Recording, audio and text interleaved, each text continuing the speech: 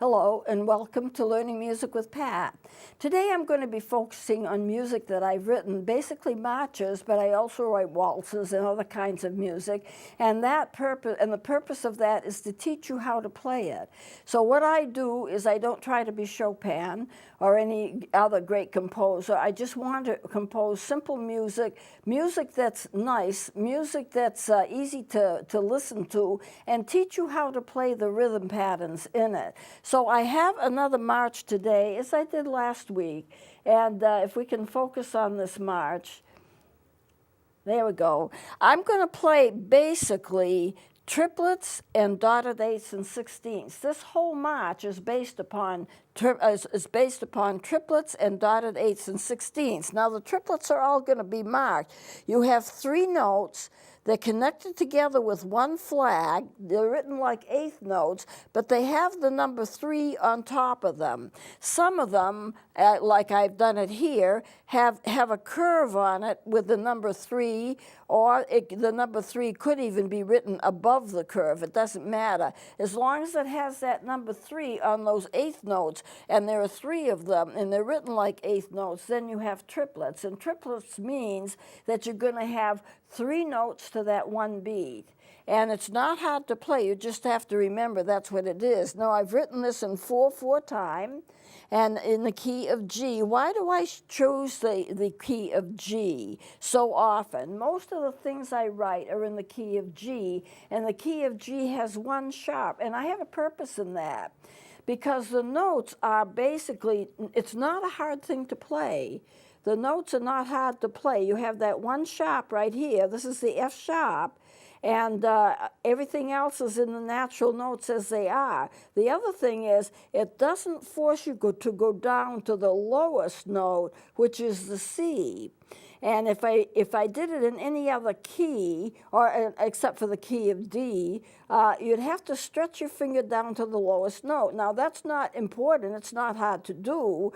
But at the same time, if you're a beginning student, if we concentrate on the B, A, G, F, E, D notes, it's easier to master. It's easier to learn. The C is not hard. All you do is put your finger down. If you're elderly, if you have trouble with arthritis in your hands, you know, or if you're very young and you can't stretch your fingers very much, that C might be really hard to get. It's true that on some instruments, the lowest notes are the hardest ones to get. On the flute, the low C is the hardest one to get. You might think it might be a high note, but high notes are relatively easy for the flute. But the lowest one, it takes barely any air at all to get it. And the thing is, if you don't have it just right, you don't get it. So this is much more rewarding, I think, and easier to handle. You've got your fingers on there. You're not going to drop the instrument. And so this is the reason why I do it. I like the key of G, easy to handle. It gives you one sharp, which is not hard to play. You don't have to stretch your fingers so hard, and you can get a really good scale on it. And that's not hard to play once you get used to it. Now, if you're not used to playing, anything is going to seem hard.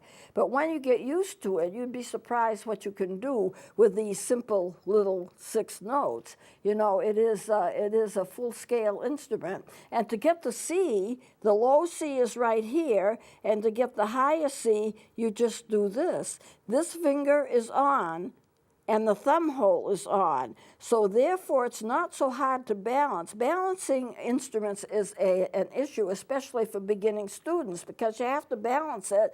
Now, with any kind of an instrument that you put in your mouth, like saxophones, clarinets, your mouth acts as a balance too. Now I'm playing C, and the only fingers I have down is this middle finger on the second hole, that's your C, and I've got the tone hole covered. See if I can get that right. And if I'm going to half hole it for another note, like I need to have an octave or something, then I just draw the thumb down, And so you can see there's half the hole that is covered and half that's not. You can't take it off completely. If you do more than that, then you're going to get a completely different note without the tone hole. But if you just pull it down halfway and let that half show, so you can see it's only down halfway or approximately halfway, then it's going to bounce you up an octave. So for most notes, like for example, going from an E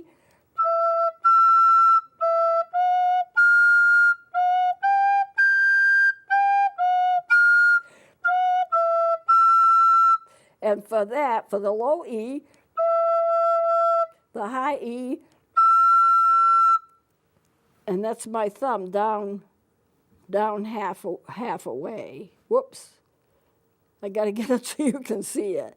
So you just pull it down a little bit, halfway down, and then you have a half hole. That's how you get your sharps and your flats for the most part on the recorder. Not all notes. The F sharp, you have this one covered. But for most notes, like if I want to go for a G to a G sharp, I pull, this is a B, A, G, I pull that finger out a little bit and half hole that. But there's another way too. I could get a G is this. A G, a sharp would be lift this up and put the first two fingers down.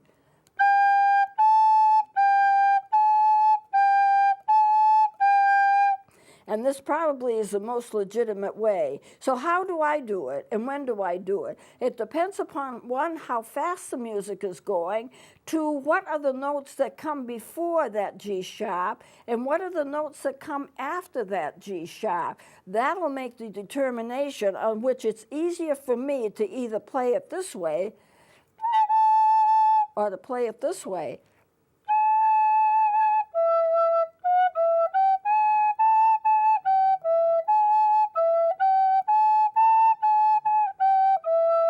So I just have to make a determination in terms of what I'm playing.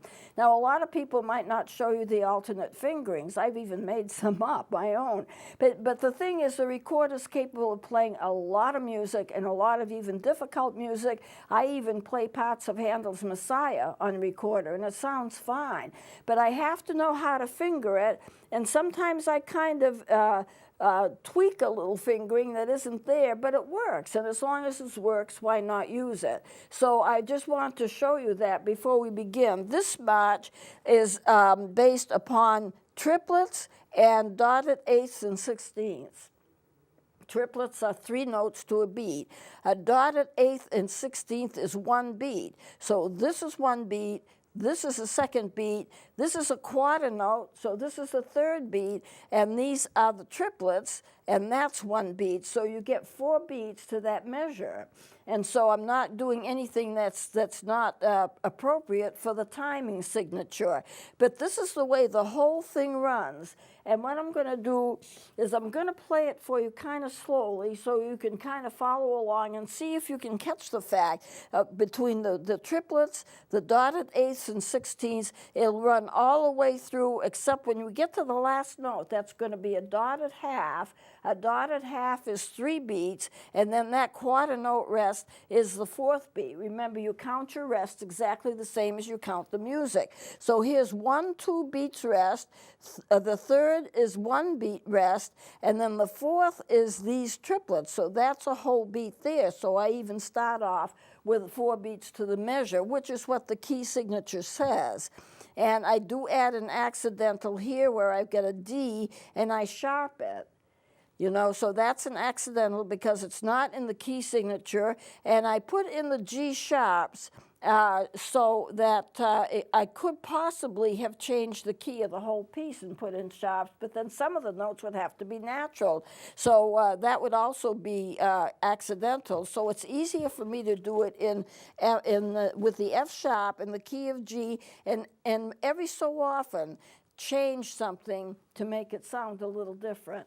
and have those notes be accidentals. Otherwise, you know, you could be writing all the time, accidentals here and accidental there. So you want to make it as easy as you can. So this is a march, and I'm going to play it, and I'm not going to play it too fast, just so you know. Whoops, let me start that again.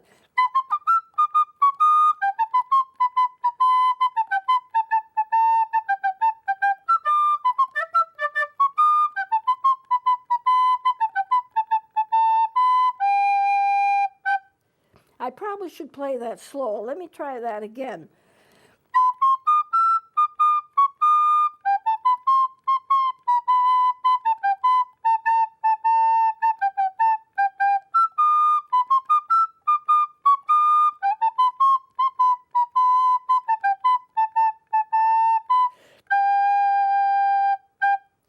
So that's the whole march. It's very short, but it is a kind of a song. It's something you can remember if you're familiar with it. And it has that timing. One, this is 1, 2, 3, 4. 1, 2, 3, 4. 1, 2, and I have a natural F there, so I put this, and I want to make a point of teaching you this. I had to, since this an F sharp in the key signature, this F would normally be sharp. I did not want it sharp, so I put a natural sign in front of it. Now, in order to get it back to sharp again, I have to put another sharp mark here because this natural would cover the entire rest of the measure. And if I didn't do that, I'd be playing all of these Fs natural because that's the natural sign. But instead, I have to put it back to sharp. Now, I don't have to sharp this one. This also goes for the rest of the measure. So when you have an accidental, that accidental note, say it's a G, but you want a G sharp, that G sharp is going to last for the rest of the measure unless you change it back. And to change it back, all you have to do is put a natural sign, and then it goes back to what it was before. So it's, and that natural is now an accidental, but since it's in the key signature, it affects only that one measure. And then you go back to what you were before. Here's a D sharp, and this goes for the entire measure. And any other sharp that I have, like this G sharp, would go for the entire measure. There's not another G in that measure, so I don't have to make any other kind of demarcation for it. When you get down to here, F sharp, F natural, these are triplets. This is a dotted eighth and 16th, so that's one beat. A dotted eighth and 16th, that's a second beat. This is the third beat, which is a quarter, and the fourth beat is a triplets because there are 3 notes to each beat on a triplet, so therefore you get your 4 beats. But I have that naturaled, and then what I had to do is get it back to a sharp. So that natural is an accidental, but when I need to get it back to that sharp again, even though there's a sharp in the key signature, I have to use that sign because otherwise that natural would go through the rest of the measure. So I have to resharp that. That makes that also an accidental, but it doesn't affect anything. It's just the way that you play it. And then the rest of the measure is just the triplets. So if you can understand that, reading music is a language in itself, and it's all based on signs and symbols. But you know, the same thing would be if you were reading a book. That little A looks like a certain thing, and you pronounce it as an A if you're reading aloud, you know, and if you're not, you know what it means, and you just read it. R-E-A-D is the word for read, or read. You know, R-E-A-D. So that A has to be there, and so you can pronounce it depending upon the context of what the rest of the sentence is. I read a book doesn't say the same thing as I'm reading a book.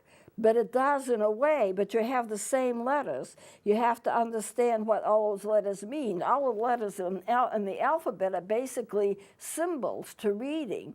Well, music has its own symbols, and if you can read those symbols, then you can understand what the music is about and play it the way that the composer intended for you to play it. So anyway, I'm going to do this one again. If you just follow the music, then I'll get on to the next one. Remember, it's all triplets and dotted eighths and sixteenths, and we've discussed this before as to what that means. So just see if you can follow along.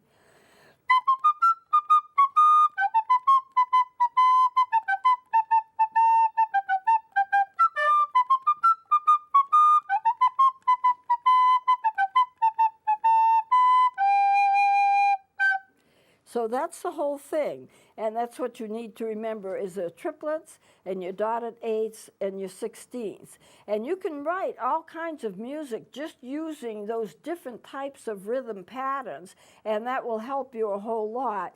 Now I'm going to put this one to one side, and I have another one that I want to kind of tackle with you. I need to get it out here. This one may even be a little simpler. I've written it here again in the key of, see if we, oh, thanks, yeah, that's right. 4/4 in the G sharp. Now this is pretty much all eighth notes and 16th notes, and I did it in color because otherwise it would make it would be difficult for you to see the 16ths. The eighth notes, you have the body of the note and the stems, and one line, that one line acts as a flag for all of those 4 notes. Now these are all 16th notes. How do I know? There are 2 flags. There are 2 lines going across. All of the notes have one stem, and they have the 2 lines, and those 2 lines are 16th notes, and so you need to have it twice as fast as you do the eighth notes. Then you go back to the eighth notes, and then you go back to the 16th notes. These are all eighth notes until you get down to here, and here, and those are quarter notes. So I want to basically to show you the differences between the eighths and the 16ths. And so I'll play this for you now, but I'm not going to play it too fast. See if you can follow along.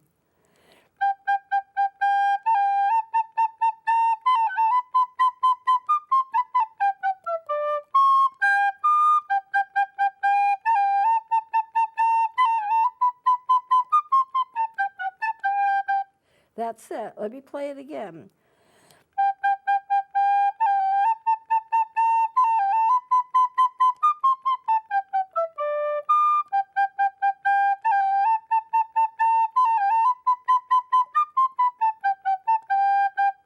Now, that's kind of a simple little march, or it's a simple little song. It's not really a march.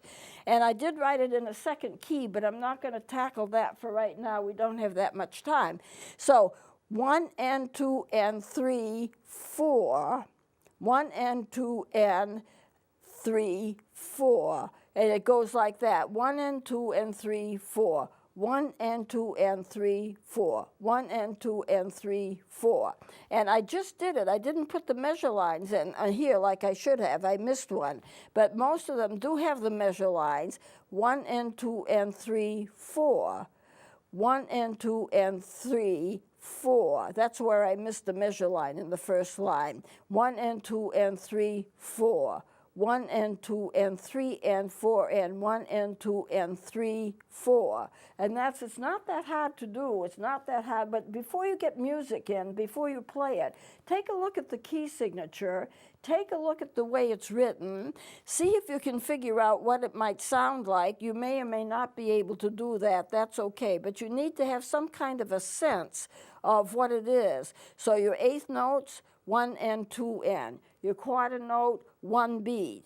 Your 4 notes here, or any 16ths, are 4 to a beat. So you can just kind of sense out, just by looking at it, what it's like and what it seems to be. And then when you get to the quarter note, 1 beat, 1 note, 1 beat. And so 1 and 2 and 3, 4. 1 and 2 and 3, 4. This is a quarter note, 4.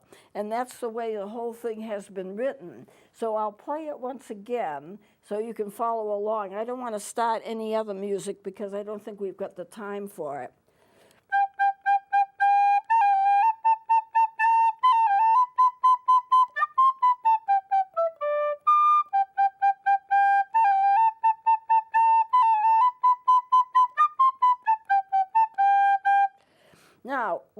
in terms of alternate fingerings, on one measure, this would be the one I'm thinking about, A, G, F, E, D, D. This is an octave up. How do I play that? What kind of a fingering do I use for that? Well, normally, does that seem a little hard? That would be the way that you would normally play it. If you wanted to use an alternate fingering, all I did for that D was lift that one finger. And I already was on the low D. To get the high D, I just lifted that one finger. That's the way the flute plays it, but it's not the way it's listed as a recorder fingering.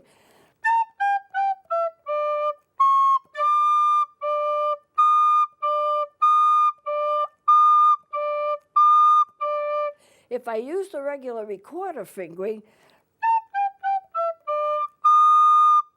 it's a little bit unmanageable if you're new at it. But if you're using the flute fingering, just lift that top finger and you've got your high D. You don't have to do half holding or anything. Now, if you have a recorder, I mean, not all recorders can do everything that other recorders can do, but I think most recorders can manage that. If you have a recorder and you can lift your finger and get from a low D to a high D, and the pitch isn't affected and it sounds okay, then you know, as far as I'm concerned, why not use it? Because the flutes do it. But if you have a recorder that isn't capable for some reason, or the sound is really off, the pitch isn't right, then you can't use it. When you use an alternate fingering, it has to be when the instrument is capable of doing it. Now, most of the time, I'm using this instrument if I'm playing in an orchestra or whatever. I'm using an instrument like this, which can do a lot. I mean, it can do everything I want it to do. That if I want an E,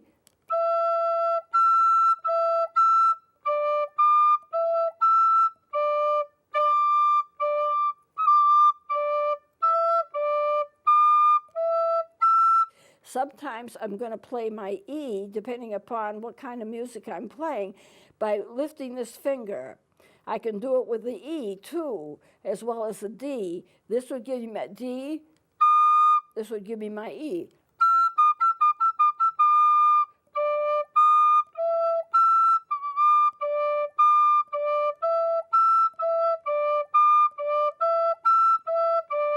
But normally you don't use those fingerings for most music in the recorder, so I need to be careful and teach you what the traditional way is, and if your recorder can do something else and it's easier for you, then why not?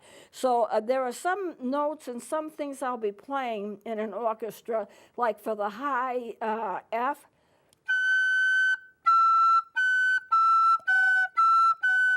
when I may choose to use an alternate fingering because it's easier for the fingering than it is by using what is traditional. And so a recorder teacher would probably not tell you about alternate fingerings, or if they did, they wouldn't tell you much. So you kind of have to fiddle around and see what your instrument can do. And not every instrument can do the alternate fingerings, but I use them because I play the flute a lot. And I play a lot of the other instruments too. And what works best is what I use. So it's kind of non-traditional, but take it for what it's worth. Now I'm going to close it here. Maybe I'll just try this one more time. See if you can follow along.